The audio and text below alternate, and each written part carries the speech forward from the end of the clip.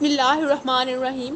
حضرت ابو ہریرہ رضی اللہ تعالیٰ عنہ سے روایت ہے، انہوں نے بیان کیا کہ نبی صلی اللہ علیہ وآلہ وسلم نماز میں دعا پڑھا کرتے تھے: اے اللہ، عیاش بن ابی ربیعہ اور سلمہ بن حشام اور ولید بن ولید کو کفار کے ظلم سے نجات دے دے۔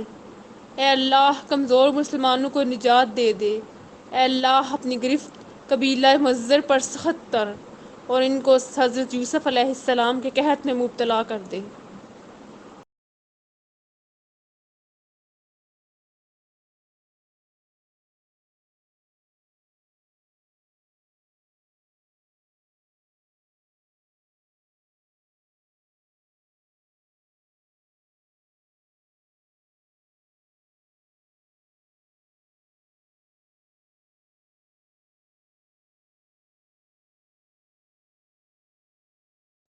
بسم اللہ الرحمن الرحیم۔ حضرت انس رضی اللہ تعالیٰ عنہ سے روایت ہے، انہوں نے بیان کیا کہ رسول اللہ صلی اللہ علیہ وآلہ وسلم نے ارشاد فرمایا کہ تین باتیں جس شخص میں پائی جائیں وہ ایمان کی لذت پائے گا: یہ کہ اللہ اور اس کے رسول صلی اللہ علیہ وآلہ وسلم اس کو تمام چیزوں سے زیادہ محبوب ہوں، اور یہ کہ اگر کسی آدمی سے محبت کرے تو صرف اللہ کی خاطر کرے، اور تیسرا یہ کہ کفر کی طرف لوٹ جانے کو اس طرح ناپسند کرے کہ جس طرح آگ میں ڈالے جانے کو ناپسند کرتا ہے۔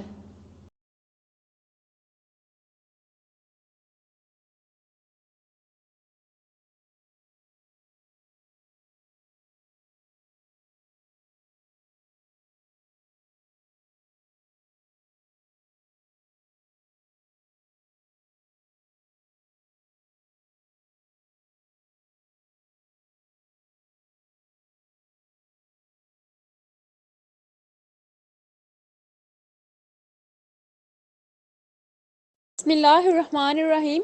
سعید بن زبیر روایت کرتے ہیں، ان کو بیان کرتے ہوئے سنا، میں دیکھتا تھا کہ حضرت عمر رضی اللہ تعالیٰ عنہ مجھ کو اسلام کی وجہ سے باندھ دیا کرتے تھے، اور اب حال یہ ہے کہ اگر احد پہاڑ اس کی وجہ سے پھٹ جائے جو تم نے حضرت عثمان کے ساتھ کیا ہے تو وہ بجا ہے۔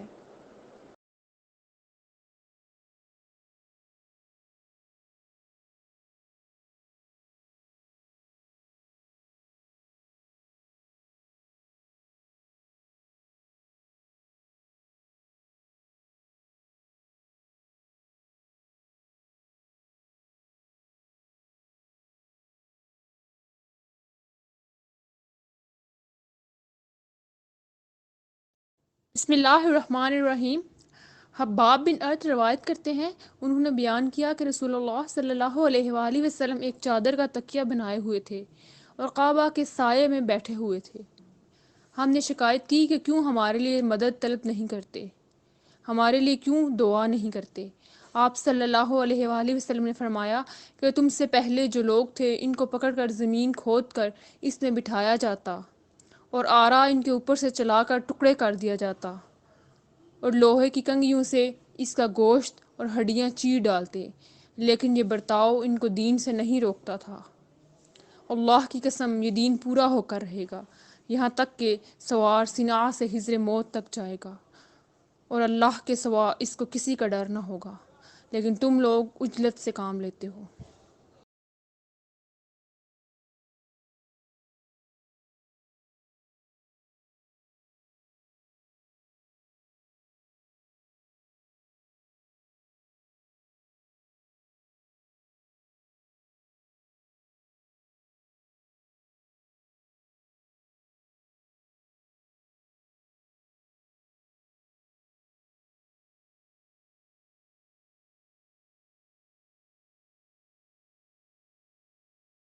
بسم اللہ الرحمن الرحیم۔ حضرت ابو ہریرہ رضی اللہ تعالیٰ عنہ سے روایت ہے، انہوں نے بیان کیا کہ ہم لوگ مسجد میں بیٹھے ہوئے تھے کہ ہم لوگوں کے پاس رسول اللہ صلی اللہ علیہ وآلہ وسلم تشریف لائے اور فرمایا کہ یہود کی طرف چلو۔ ہم آپ کے ساتھ چلے یہاں تک کہ ہم لوگ بیت المدارس میں پہنچے۔ نبی صلی اللہ علیہ وآلہ وسلم کھڑے ہوئے اور ان کو آواز دی کہ اے جماعت یہود، تم اسلام لاؤ، محفوظ رہو گے۔ لوگوں نے کہا، اے ابو قاسم، ہم نے حکم پہنچا دیا۔ آپ صلی اللہ علیہ وآلہ وسلم نے فرمایا، یہی میرا مقصد تھا۔ پھر دوسری دفعہ آپ صلی اللہ علیہ وآلہ وسلم نے یہی کلمات فرمائے۔ ان لوگوں نے کہا، اے ابو قاسم صلی اللہ علیہ وآلہ وسلم، آپ نے پہنچا دیا۔ پھر تیسری بار آپ صلی اللہ علیہ وآلہ وسلم نے فرمایا کہ تم جان لو یہ زمین اللہ کی اور اس کے رسول صلی اللہ علیہ وآلہ وسلم کی ہے۔ میں چاہتا ہوں کہ تمہیں جلا وطن کروں۔ تم میں سے جس شخص کے پاس مال ہو وہ اس کو بیچ دے، ورنہ یاد رکھو گے کہ زمین اللہ اور اس کے رسول صلی اللہ علیہ وآلہ وسلم کی ہے۔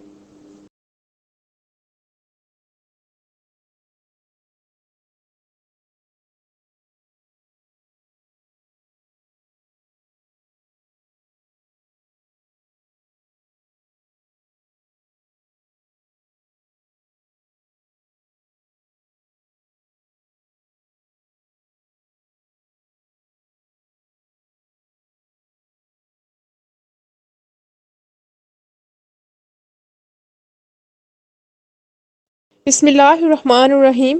ہنسا بن حزام انصاریہ سے روایت ہے کہ ہنسا کے والد نے ان کا نکاح کر دیا، حالانکہ وہ سیبہ تھیں۔ ان کو یہ شادی ناپسند تھی، چنانچہ وہ نبی صلی اللہ علیہ وآلہ وسلم کی خدمت میں حاضر ہوئیں۔ آپ صلی اللہ علیہ وآلہ وسلم نے ان کا نکاح منسوخ کر دیا۔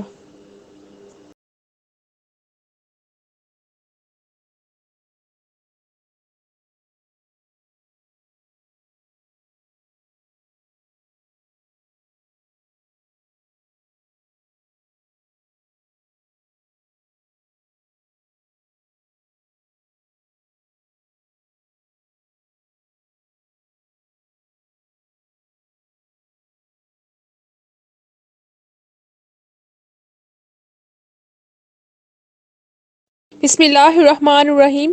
حضرت عائشہ رضی اللہ تعالیٰ عنہا سے روایت ہے، انہوں نے بیان کیا کہ میں نے عرض کیا، یا رسول اللہ صلی اللہ علیہ وآلہ وسلم، کیا عورتوں سے ان کی شادی کے متعلق اجازت لی جائے؟ آپ صلی اللہ علیہ وآلہ وسلم نے فرمایا کہ ہاں۔ میں نے کہا کہ باقرہ سے اجازت لی جاتی ہے تو وہ شرم محسوس کرتی ہے اور خاموش رہتی ہے۔ آپ صلی اللہ علیہ وآلہ وسلم نے فرمایا کہ اس کی خاموشی اجازت ہے۔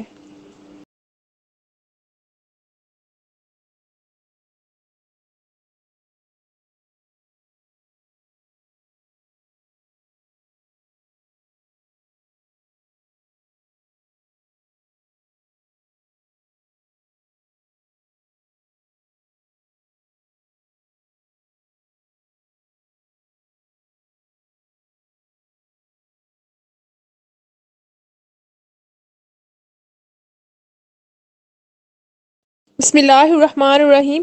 حضرت جابر رضی اللہ تعالیٰ عنہ روایت کرتے ہیں، انہوں نے بیان کیا کہ انصار میں سے ایک شخص نے اپنے غلام کو مدبر کیا اور اس کے پاس اس کے سوا کوئی مال نہیں تھا۔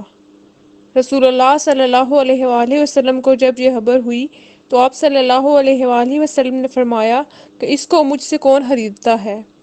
نعیم بن نخام نے اس کو 800 درہم کے عوض میں خرید لیا۔ عمر کا بیان ہے کہ میں نے حاضر جابر کو کہتے سنا کہ وہ قبطی غلام تھا، پہلے ہی سال مر گیا۔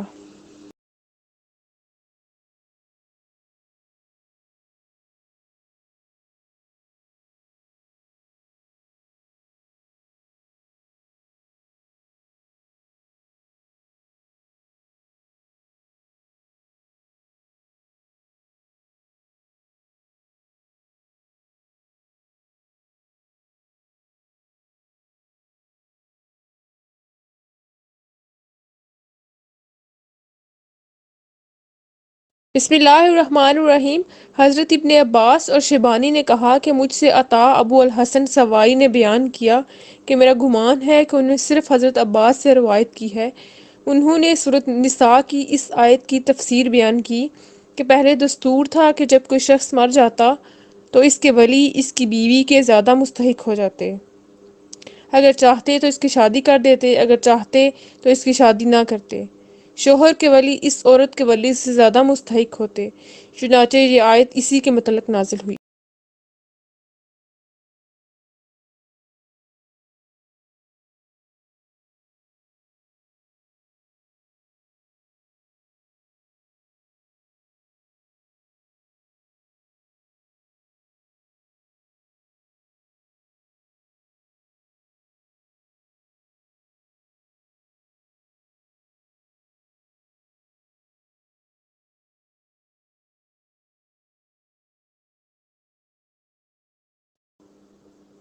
بسم اللہ الرحمن الرحیم۔ حضرت ابو ہریرہ رضی اللہ تعالیٰ عنہ سے روایت ہے، رسول اللہ صلی اللہ علیہ وآلہ وسلم نے ارشاد فرمایا کہ ابراہیم علیہ السلام نے حضرت سارہ کے ساتھ ہجرت کی اور ایک آبادی میں داخل ہوئے جہاں بادشاہوں میں سے ایک بادشاہ یا جابروں میں سے ایک جابر تھا۔ اس نے اس کو کہلا بھیجا کہ سارہ کو میرے پاس بھیج دو۔ آپ نے اس کو بھیج دیا۔ وہ بادشاہ سارہ کے پاس آیا، یہ کھڑی ہوئیں، وضو کیا اور نماز پڑھنے لگیں اور دعا کی کہ یا اللہ، اگر میں تجھ پر اور تیرے رسول پر ایمان رکھتی ہوں تو مجھ پر کافر مسلط نہ کر۔ وہ ہراٹے لینے لگا یہاں تک کہ ایڑیاں زمین پر رگڑنے لگا۔